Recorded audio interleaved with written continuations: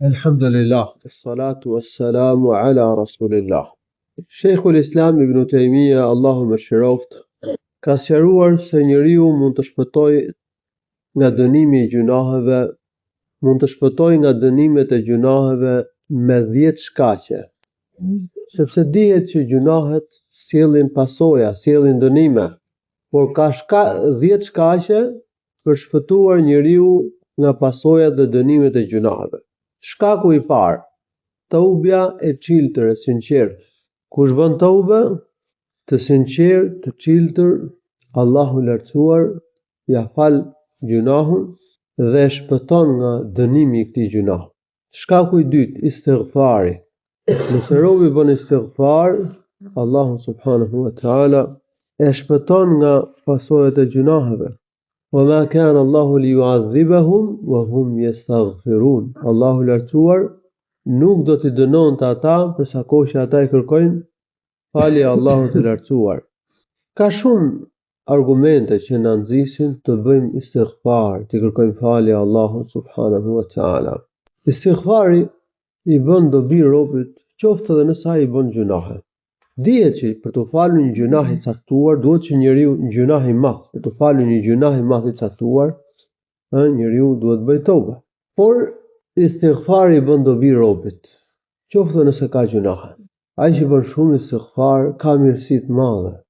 Shpresohet të shpëtojë nga dënimi i Allahut të lartësuar, ose t'i paksohen pasojat e gjunaheve, t'i paksohet dënimi, t'i ulet dënimi nëse do të dënohet. Kjo është shkaku i dytë, pra është istighfari. Shkaku i tretë, veprat e mira që fshin veprat e këqija, që i fshin mëkatet. Allahu ka thënë në Kur'an: "Wa aqimis salata tarafay an-nahari wa zulafan min al-layl, innal hasanati yudhhibna as-sayyi'at." Falë namazin në 2 skajet e ditës dhe në orët e natës, në orët e para të natës.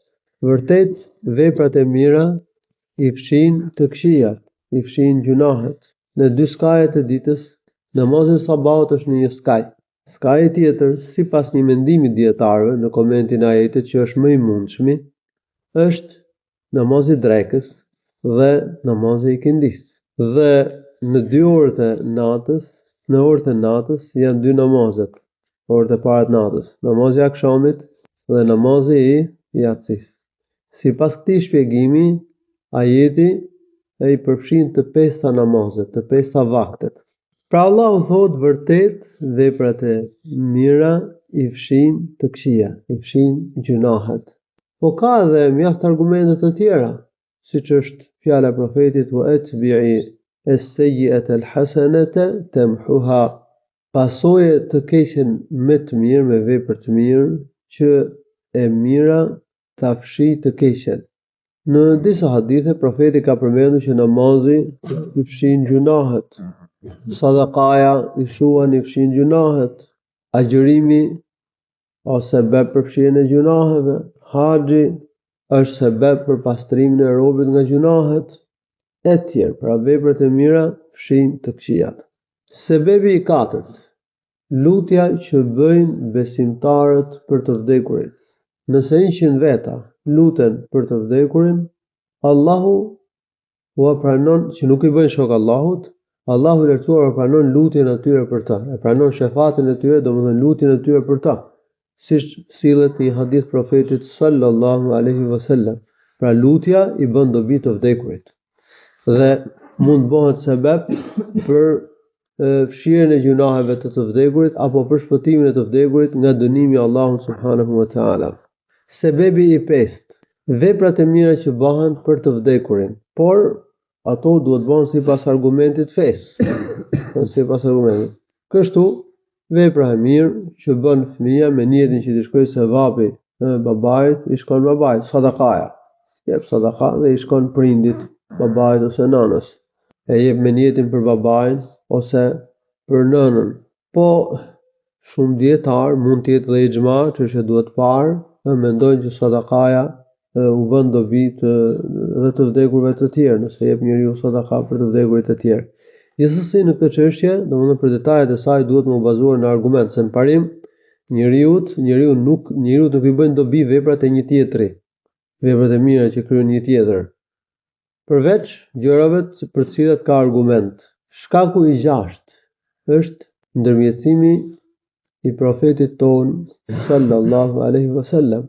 Profeti ynë sallallahu alaihi wasallam do të ndërmjetësoj për mëkatarët dhe Allahu subhanahu wa taala do I fal, po do I shpëtoj nga dënimi, por profeti do të ndërmjetësoj për ata që e lejon Allahu, për ata që pëlqen Allahu, për ata që ja cakton Allahu subhanahu wa taala.